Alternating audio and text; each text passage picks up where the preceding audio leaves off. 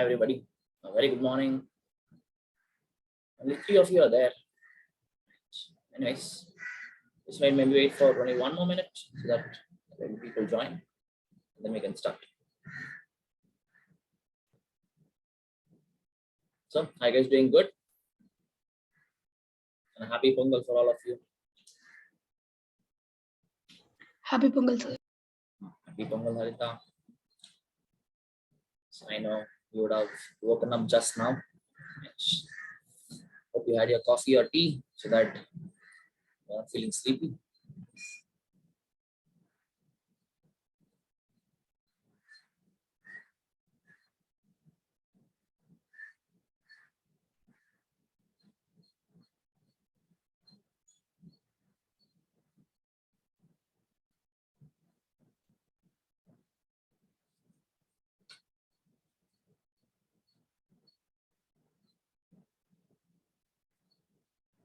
Okay, we can start. Let me share my screen.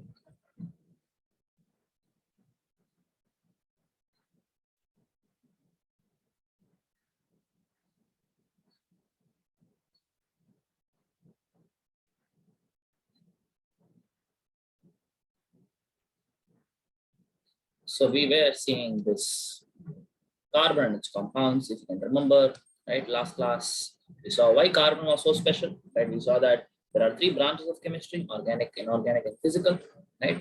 Organic chemistry is what we're going to deal with now, right? Okay, organic chemistry is study of essentially the carbon and its compounds, right? Okay, so we know carbon is the essence of life. Anything, whatever you see, living things are made out of or based out of carbon, right? We saw DNA, RNA, cells, proteins, everything in your body literally is made up of only carbon and its compounds, right? And also the number of compounds found by carbon are so high that even if you take all the other elements of this compound put together, the number of compounds found by carbon is always going to be high, right?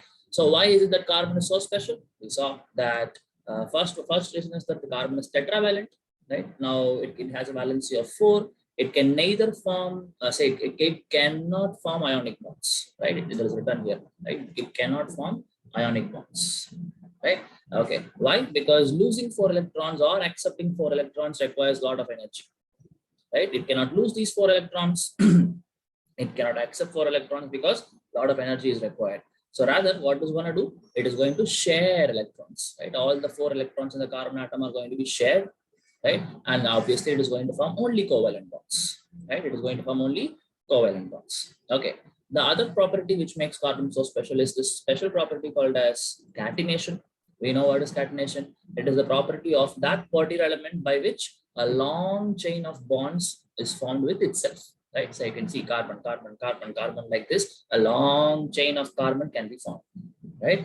So it is not like only carbon has this property. Some other elements of the periodic table has this property, like say sulfur, silicon, all these has this property, but maximum catenation, right? The number of carbons in this particular chain can go to any number, right? But in case of sulfur or silicon, the number is restricted, right? So carbon has maximum catenation, right? That makes the carbon still more special. And at last, right, the concept of multiple bonds, right? So between one carbon and another carbon, you can form a single bond. Between carbon, carbon, you can form a double bond. Between carbon, carbon, you can form a triple bond also. And we also understood that carbon, carbon cannot form 4 bonds with itself. That is not possible due to some reasons. Okay, that reason you'll be able to understand once you go to 11th class. Why is it like this, right? Okay. Then what are the sources of carbon? How carbon exists in nature, right? So the elemental carbon, you will see that it is going to exist in the form of 4 allotropes, right? What do you mean by allotropes? Same element in different physical forms, right? Same element in different physical forms is what is called as allotropes, right? So we have 4 allotropes of carbon, right? One is diamond, graphite, Buckminster fullerenes, and at last graphene, right?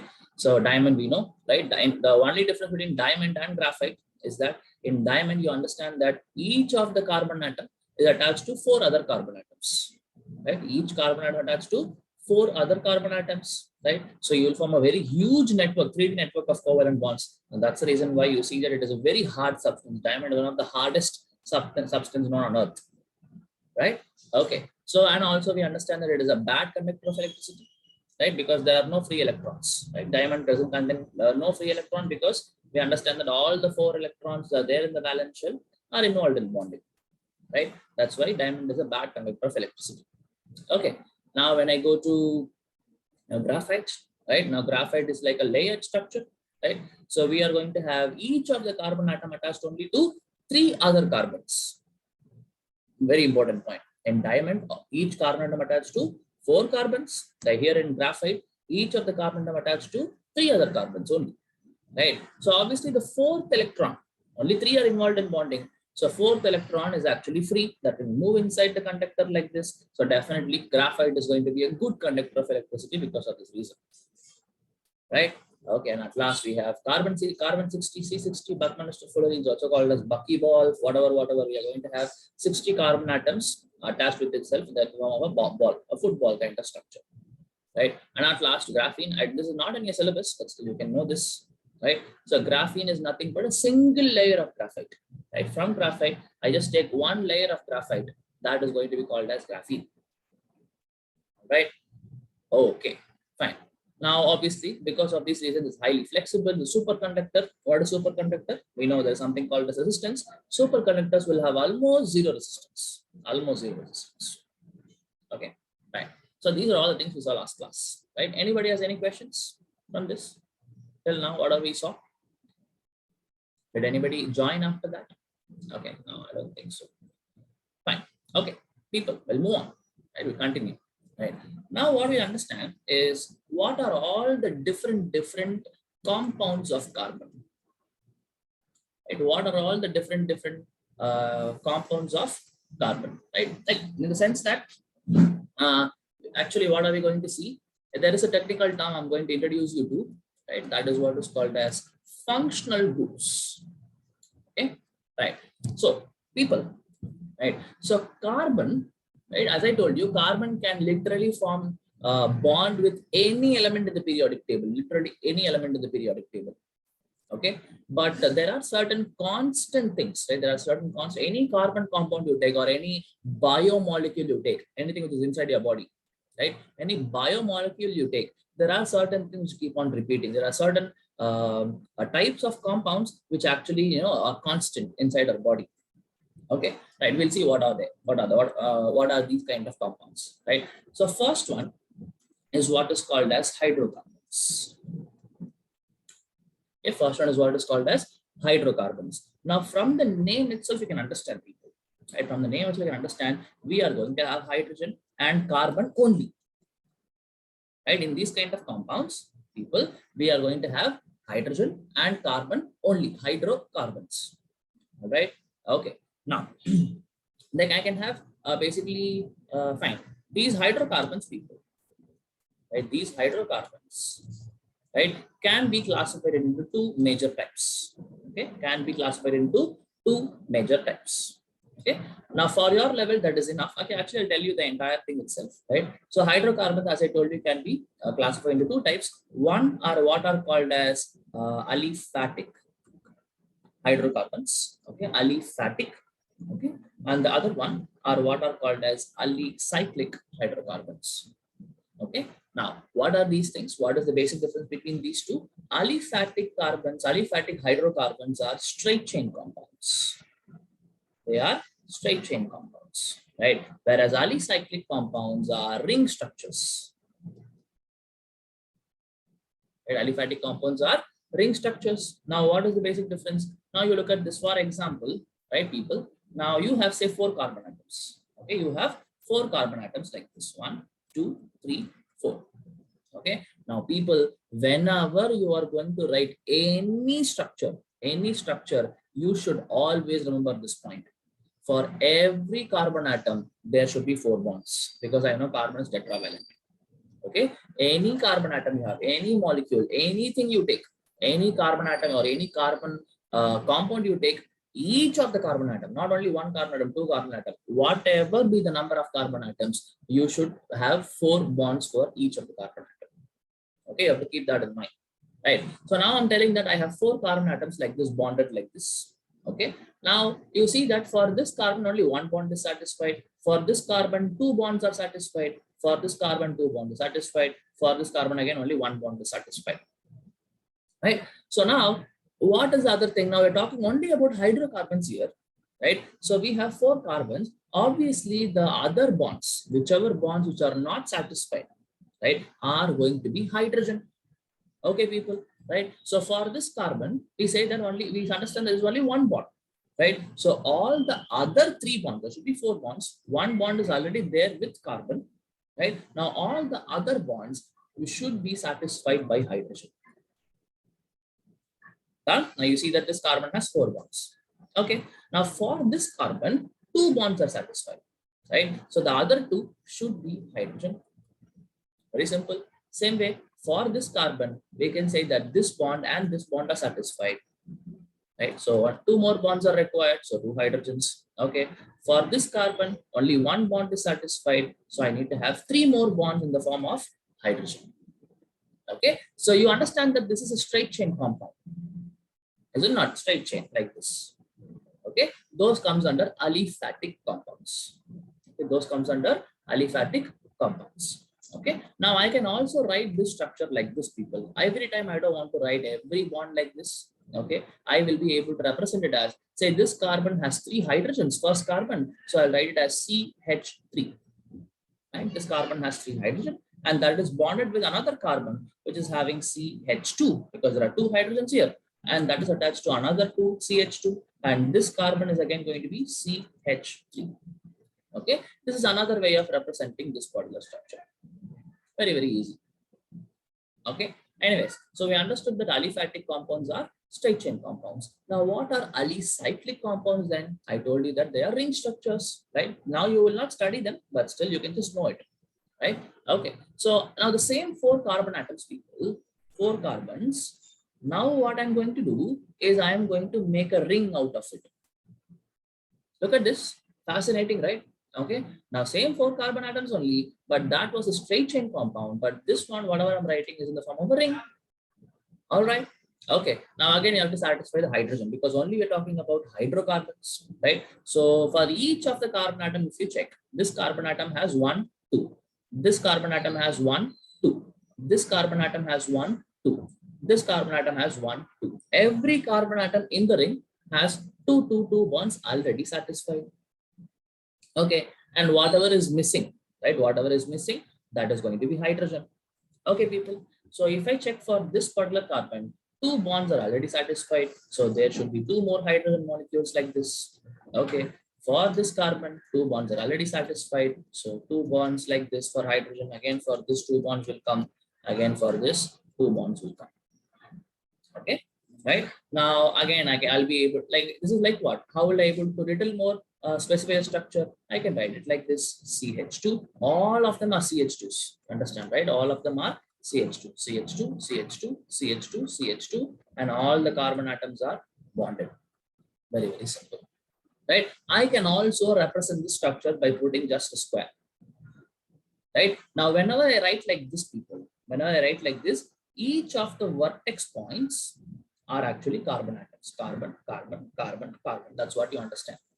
Right? Now, hydrogens are not specified. It is understood that each of the 2 carbon atom has 2 of the bonds, so other 2 should be hydrogen. There's no doubt about it. Right? But you don't have to specify this. Right? So the same compound, people, can be represented in different ways. Okay? So this is an example for ring structure. Okay? So it can be in the form of a straight line like this, or it can be in the form of a ring. Okay? Right. So that is the first classification. Right? And we do not have to study them now. Alicyclic compounds, we don't have to study them now. Okay, right? We'll study them in depth again in 11th class. Okay, people. Right. Now we are going to concentrate only on this straight chain compounds, aliphatic compounds. Okay. Now these aliphatic compounds can be further classified into 2 types. Right? One are what are called as saturated hydrocarbons. The other one are what are called as unsaturated hydrocarbons. Okay, saturated hydrocarbons and unsaturated hydrocarbons. Saturated.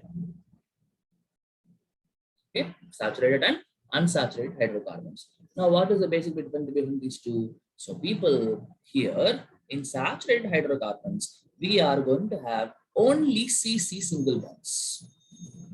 Right? Only CC single bonds are going to be present. Okay, right. Now again, unsaturated can be of two types. Only CC single bonds. We know that carbon can form multiple bonds with itself, right? So if at all you have only CC single bonds in the entire compound, that is going to be called as saturated, right? And if at all you have C double bond Cs, right? Or you can have C triple bond Cs, right?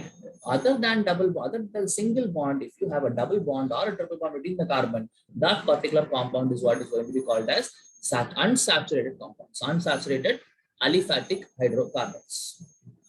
Okay, right? Only CC single bonds, saturated. If you have a double bond or a triple bond in the molecule, that is going to be called as unsaturated hydrocarbons. Okay, right. Now, whenever you have only CC single bonds, people, I'm going to give it a name now, right? These kind of compounds are what are called as alkanes, right? Alkanes. All right. And whenever you have C double bond Cs, right? Those kind of compounds are what are called as alkenes. Okay. And the C triple bond Cs, if you have those kind of compounds are what are called as alkynes. Okay. Alkanes, single bond Cs, alkenes, C double bond Cs, alkynes, C triple bond Cs. Okay. Now, there can be compounds where you can have both of them, right? That means you can have a C double bond C also, you can have a C triple bond C also. We'll see, don't worry. But that time, we'll still call them as alkynes only. Okay. If you have C double bond C, right, and C double and C triple bond C, if you have this compound will still be called as alkyne only, right? But the name of the compound will be different. We're going to see how you're going to name the compound. IUPAC naming we will study, right? But for now, this is what you have to understand. Okay, right? Fine. Very, very important points, right? Single bond Cs only if you have alkane. So can I tell this particular compound, whatever I wrote here, this you see that all of them are CC single bonds only. So this I can call them as alkanes, right? But say, for example, right, I have 4 carbons like this, okay? And I tell that between this carbon and this carbon, there's a double bond. Okay, between this carbon and this carbon, there is a double bond. Okay, people, can you satisfy the number of hydrogens? I'm going to give you this skeletal structure. I'm telling that this kind of thing is there. Obviously, not all the 4 bonds for the carbon atom is satisfied. None of the carbon atoms, 4 bonds is satisfied. Can you put the hydrogen atoms and send me in WhatsApp? Right? How are you going to get this? Hope all of you have my WhatsApp number. Right? So I'm giving you this skeletal structure. Now, how we did here? I just gave you this particular CCCC like this, and we put hydrogens, right? Depending on how many are missing, right? Like that, can you do it here? Quick, and send me in WhatsApp, people. Do you guys have my number? People, do you guys have my number? Yes, sir. Okay, right? So for this particular structure, whatever I wrote, you fill hydrogens in this.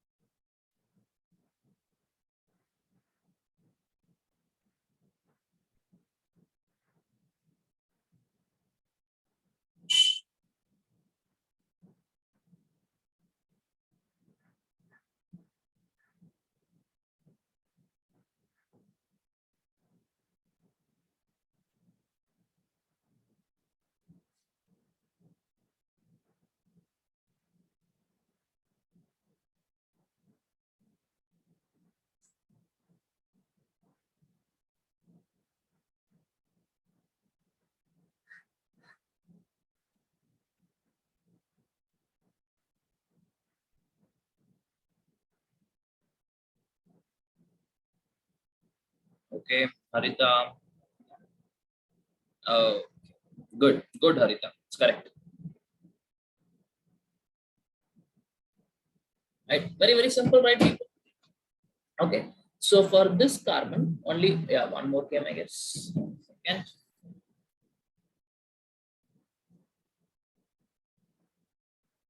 Akshita. Akshita, yes, Akshita, absolutely right. Okay, so people, it's very, very, very simple. So we understand that there is only one bond for this carbon. So three bonds are missing. So I need to keep three hydrogen atoms like this. Done. Okay. For this carbon and this, okay, for this carbon, 1, 2, 3. Three bonds are already satisfied. Please be very careful. Okay. 1, 2, 3, 3 bonds are satisfied. So only one hydrogen should come. 4 should be there. Okay. Same for this carbon. 1, 2, 3. So we can put one more hydrogen only. And for this carbon, there is only one bond. So three more bonds should be coming in the form of hydrogen. Okay. So now if I can write this in the condensed form, I don't want to mention all the bonds like this. Condensed form, I can write CH3, CH, double bond CH, CH3. The same compound we'll be able to write like this. Okay. And this is an example for alkene. You have a double bond. See, obviously C single bonds, CC single bonds are there, but the moment you see a double bond C, that becomes an alkene. Okay, right. Now let us see an example for alkyne. Say I'll take same 4 carbons. Okay, but in this case, what I'm doing is in between these 2 carbons, I'm putting a triple bond. Very simple, right? So again, you can fill the hydrogens for this. Only one bond satisfied. So 3 bonds, 3 more bonds should be hydrogen. Now, if you check for this carbon, 1, 2, 3, 4. Already 4 bonds are satisfied. So this carbon does not contain any hydrogen people. Right? If I check for this carbon, again 1, 2, 3, 4. Already 4 bonds satisfied. Again, no hydrogen for this carbon atom. For this carbon, absolutely we'll have, right? For this carbon, only 1 bond is satisfied. So 3 more bonds should come in the form of hydrogen. Right? So now how will I write this in the condensed form? We have first carbon to have CH3, second and third carbon doesn't have any hydrogen, but there's a triple bond, and the fourth carbon atom again has CH3. Right? So again, this is an example for an alkyne. Okay, so only C single bond C's, alkanes, C double bond C, even if you have alkene, and if at all you have, even if you have one triple bond, that is going to become an alkyne. All right. Okay, great. Right. So that is about your hydrocarbons. Okay, right. So first kind of compounds which we saw, we are actually studying about what? We are studying about the compounds of carbon, or in another case, we are going to study about functional groups. The first kind of compound we're studying is hydrocarbons. In that we study 3 things: alkanes, alkenes, and alkynes. Right? Good. Moving on, what are other types of compounds we can have with carbon? Right. The second one we are going to see are what are called as halo compounds. Halo compounds. Okay. Now what are halo? Halo means halogens. Right. We are going to have a CX bond here. Okay. Now in this case, in case of hydrocarbons, you saw only 2 kinds of bonds. Either you can have a CC bond or you could have had a CH bond. Only these things you saw in hydrocarbons, right? Now we are going to put some other element other than carbon and hydrogen. We are going to have one more element also in the compound, and that element is what is called as halogens. Right? People, have you ever heard this term halogens? What are they? Do you know that? What are halogens? People, any idea? Have you ever heard this term halogens before? Okay, no issues. So people, you will again study this in the next chapter, right? Your periodic table chapter, you'll be studying about this. Halogens are these 4 elements, okay?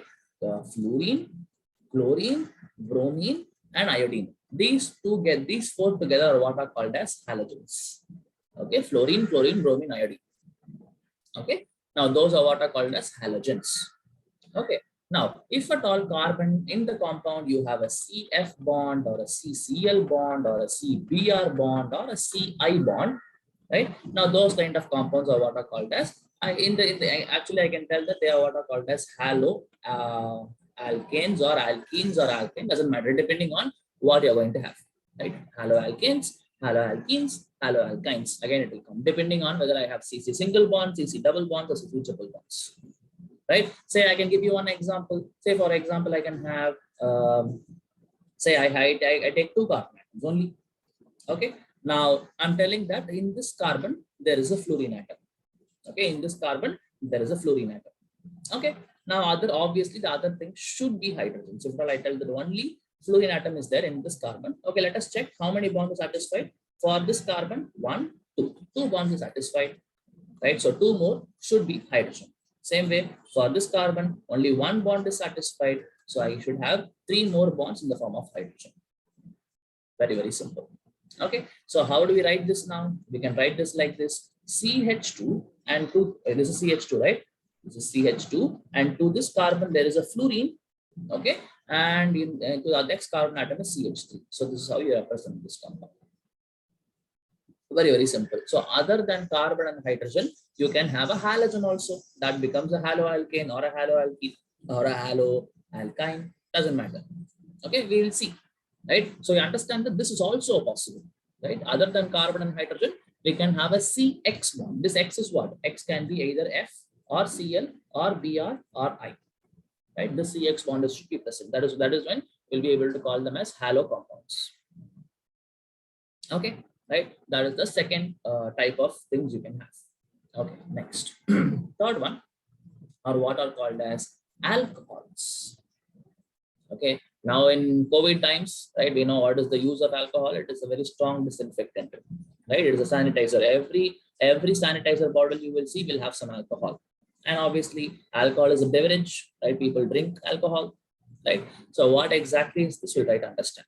Okay, people. So in alcohols, you are going to have this one. A carbon will be there, right? To that, oxygen will be there, and to that, a hydrogen atom should be attached. So this framework, right? This framework, COH, if you see, right, that is going to become an alcohol. That is going to become your alcohol. Okay. Right, so we need to have, I can even also write it like this, COH. Directly I can write like this. Instead of putting this line, this is understood. Between oxygen and hydrogen, there is a bond that is understood. Okay, and obviously other 3 bonds would be satisfied. Okay, so people, whatever people drink, right, your whiskey, brandy, whatever, right? So that actually is nothing but ethanol. Right, now ethanol is very simple. Okay, we have 2 carbons, okay, and one of them has a OH like this. Okay, one of them has OH. This is actually a beverages. Okay, so we have OH in this. One of the carbon atom is going to have OH. Obviously, all the others should be hydrogens, right? So for this carbon, 1, 2 bonds are satisfied. So other 2 should be hydrogens. Okay, for this carbon, only 1 bond is satisfied. So the other 3 should be hydrogen molecules. Done. So how do we represent it properly? Condensed formula. CH3. Now this is CH2, and that carbon is having a OH. That's it. This is your ethanol, and this is what is used in beverages. Okay, right? Fine. So that is about your alcohol. So till now you have studied about 3 things, people. 3 things you have studied. One is hydrocarbons, only carbon and hydrogen. Very simple. Second, halo compounds. In which carbon hydrogen is there, along with them, we are going to have at least 1 halogen. What are halogens? F, fluorine, bromine, chlorine, iodine. Any of that thing is going to be there. That is going to be called as a halo compound, right? Or you can have alcohols. What is alcohol? If you see that there is an OH group like this, okay, that is going to be what is called as an alcohol. Okay, right, good. Moving on, right? You can have aldehydes. Okay, 4th one, right? We are going to have something called as aldehydes. Okay, we'll study about it. No issues, right? Okay, right. Now, people, in aldehydes, or actually I can see these 2 together. Okay, aldehydes or ketones.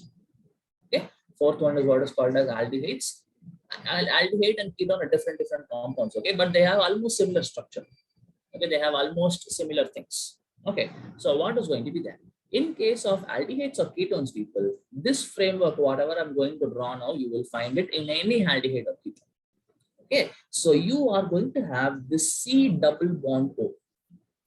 Okay, this is a constant thing, right? In any aldehyde or a ketone for that matter, you are going to have a C double bond O. There is going to be oxygen attached with carbon, but in the case you see that the oxygen is attached with hydrogen, right? Now this hydrogen is not there, so instead carbon and oxygen are going to form a double bond. Okay, carbon and oxygen are going to form a double bond. Obviously, 2 other bonds are there. For this carbon, what do you understand? 2 bonds satisfied. 1, 2, right? 1, 2. two bonds are satisfied. So two more bonds should come, totally four should be there. So two other bonds should be there. Okay, so both aldehyde as well as ketone will have this framework, right? C double bond O with two more bonds on the carbon. Okay, now these kind of compounds are what are also called as carbonyl compounds, right? Aldehydes and ketones put together, they are also called as carbonyl compounds. Okay, so what do you mean by carbon? These are nothing but carbon, and whichever has C double bond O, right? Whichever compound has C double bond O, those are what are called as carbonyl compounds. So this particular carbon which is actually having the C double bond O is what is called as carbonyl carbon. Okay, this particular compound which is carbon which is having the C double bond O oxygen is what is called as carbonyl carbon, and this oxygen, right, is what is called as carbonyl oxygen. Okay, this double bond O, that oxygen is what is called as carbonyl oxygen, and the carbon containing C double bond O is what is called as carbonyl carbon. Okay, right, good. So now what is then? Okay, we understood that aldehydes and ketones, both of them are going to have the C double bond O. Then what is the difference between these two people? This is the difference. So for aldehydes, right? So we have the C double bond O, right? And we have two more bonds, right? Okay, one of the bond should be a hydrogen, right? To this carbonyl carbon, one of the bonds, at least one of the bond, if we see that there's going to be hydrogen, that is going to become an aldehyde. And this can be carbon, obviously. This can be carbon or hydrogen. But again, this carbon should have all the four bonds satisfied. Okay, right? So an aldehyde, what is happening? We have a carbonyl carbon, that is C double bond O is there. Okay, and to that we have a hydrogen attached. To the carbonyl carbon, we have a hydrogen attached, and this side, this bond can be anything. This bond can be a carbon or a hydrogen, doesn't matter. At least one hydrogen should be there. Okay, that is an aldehyde. Okay, what is a ketone then?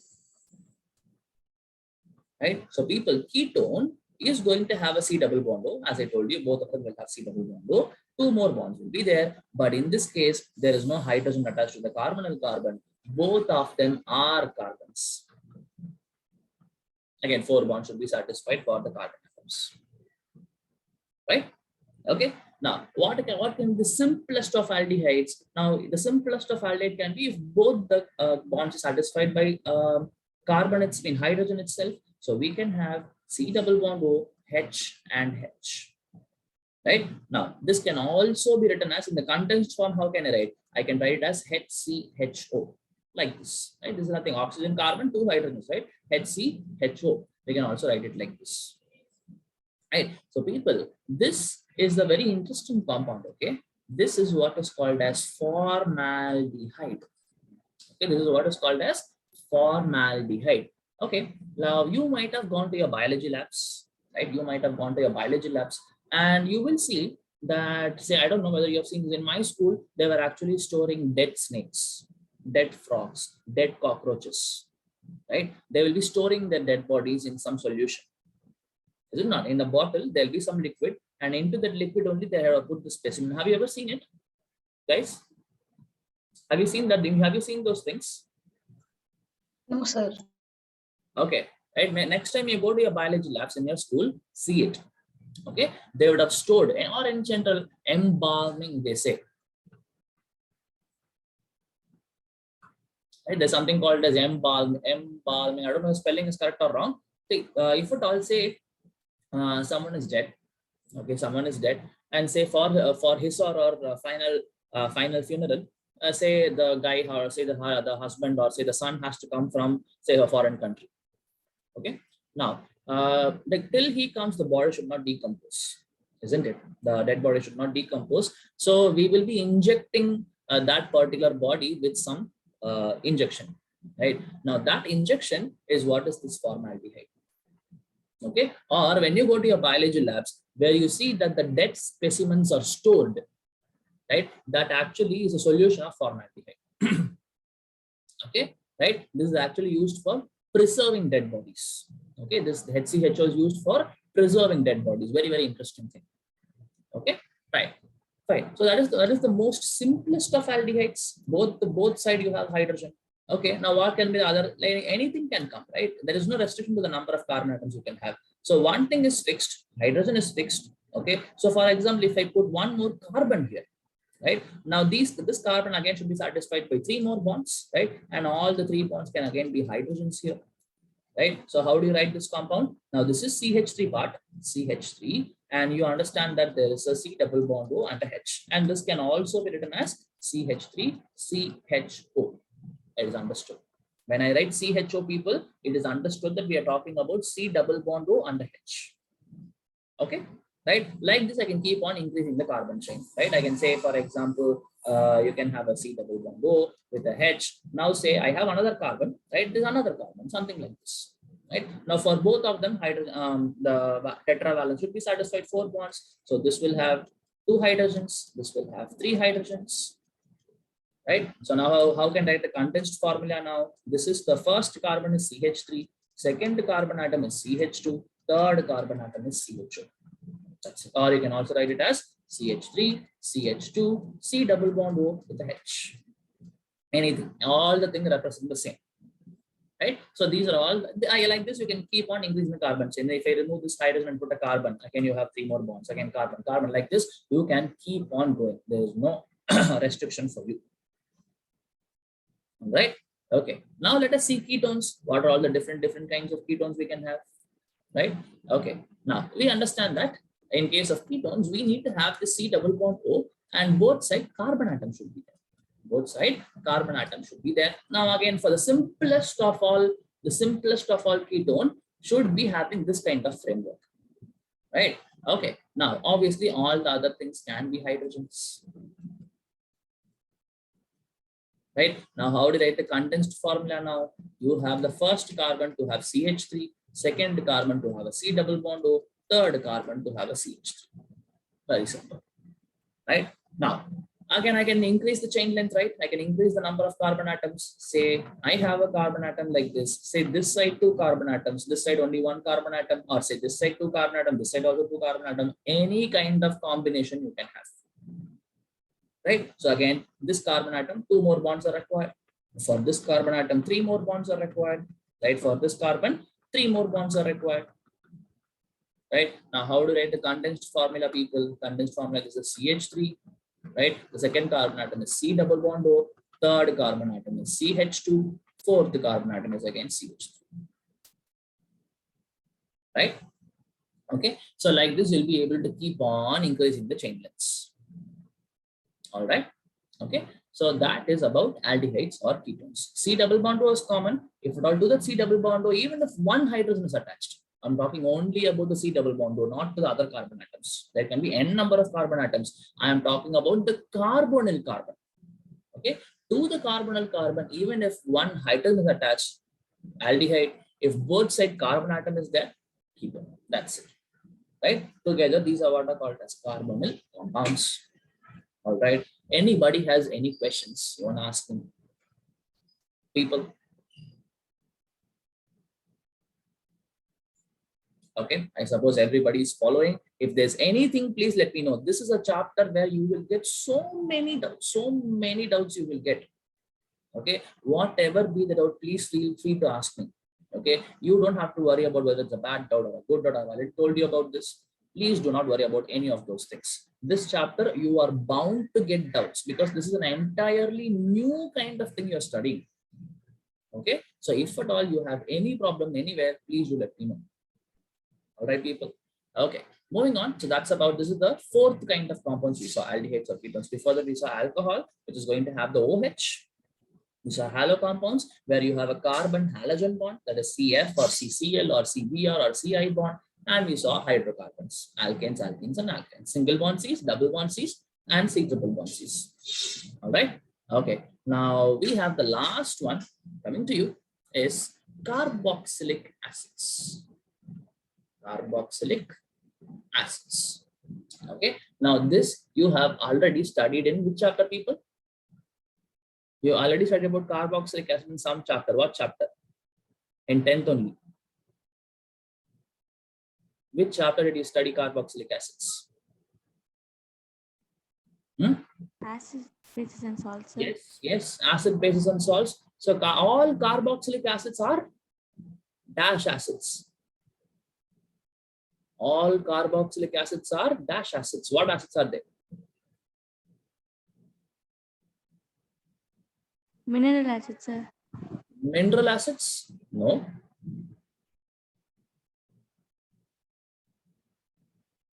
So when we went for classification of acids, what was the first classification? What was the first classification based on? Yes, just give me a moment. The sound has to stop. Okay, just give me 1 moment.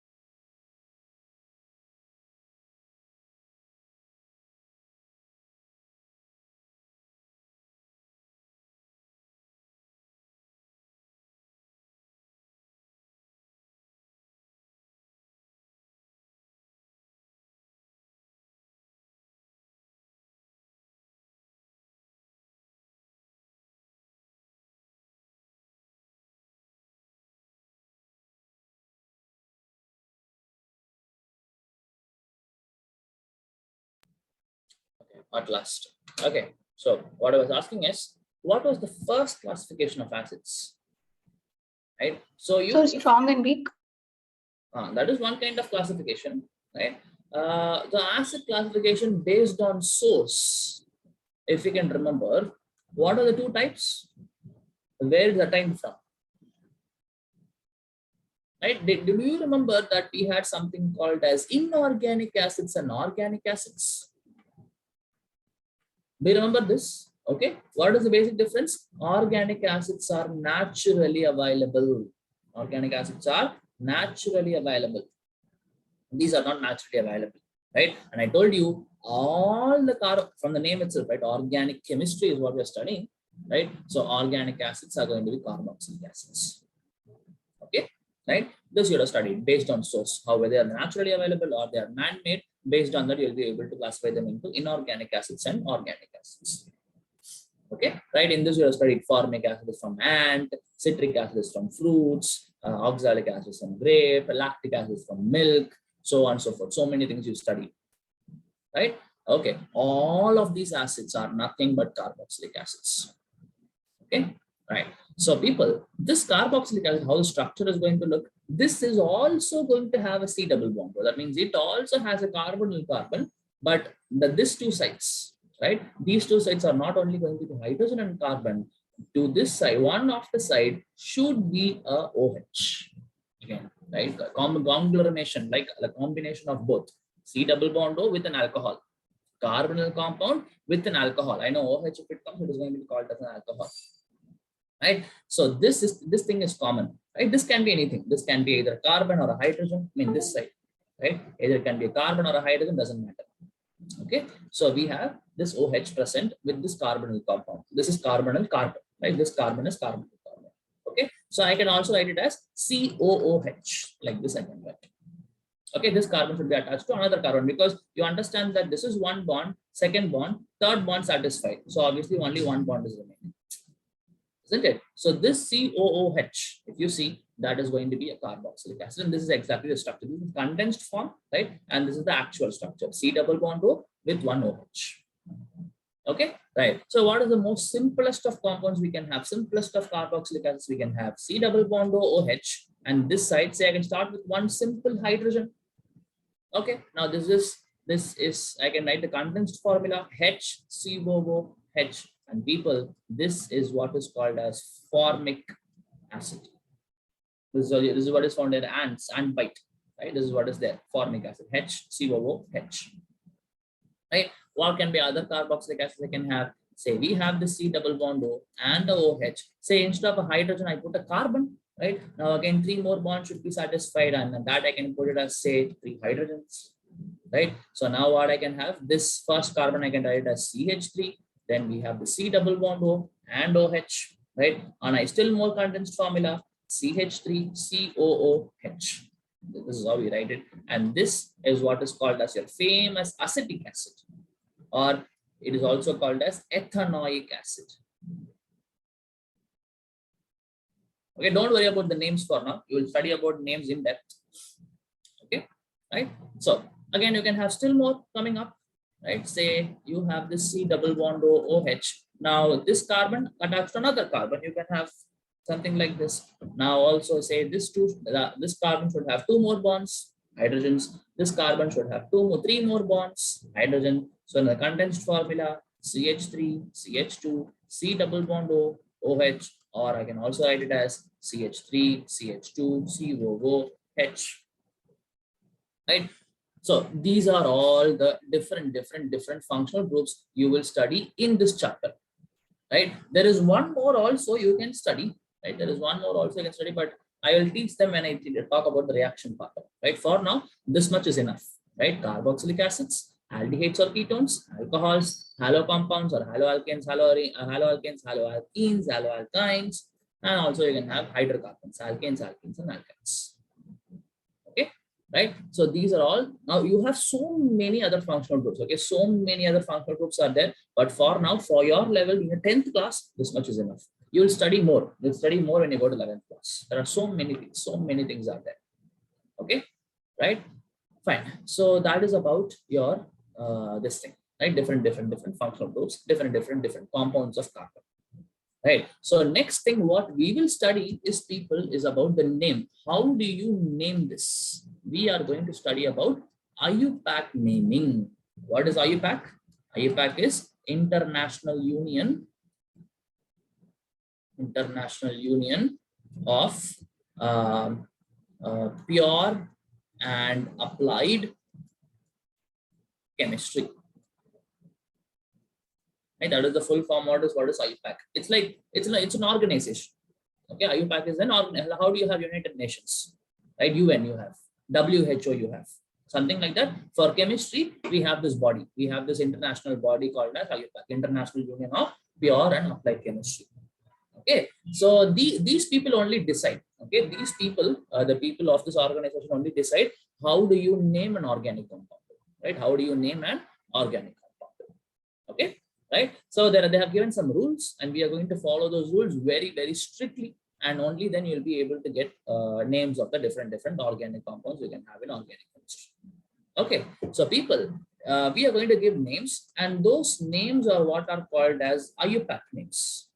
Okay, there are 2 types of namings. Okay, right, a name of an organic compound can be of 2 types. One is what is IUPAC said, right? One is what is given by IUPAC. The other one are what are called as common names.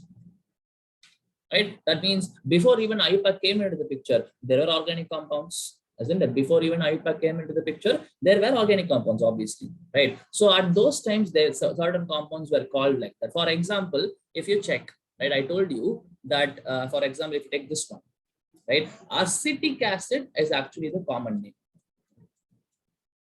right? And this ethanoic acid is actually the IUPAC name, right? So you can understand, right? Before even IUPAC came, these compounds were existing. So at those time, people called it as acetic acid, but now we are calling it as ethanoic acid, right? Same way, I can also call this as this thing. We call it as formic acid, right? Formic acid is HCOOH. Actually, this is your common name, right? But the IUPAC name of this is actually methanoic acid.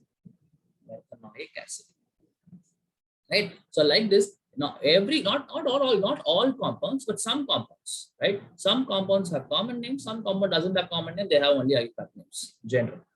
Okay, right. So we don't have to worry about the common names for now. Don't worry about this for now. We'll see it later. But IUPAC names are very, very, very, very important, right? How do you name a compound which is given by IUPAC is very, very, very, very important. Okay, people. So any IUPAC name, right, will contain 3 parts. Okay, whenever you want to give an IUPAC name, there is going to be 3 parts. The first part is what is called as the prefix part, right? And the second part is what is called as the root word part. Okay, and the third part and the final part is what is called as the prefix part, sorry, suffix part, right? So before root word, prefix; after root word, suffix, right? So these 3 things you will see in any organic compound, all the 3 things will be there.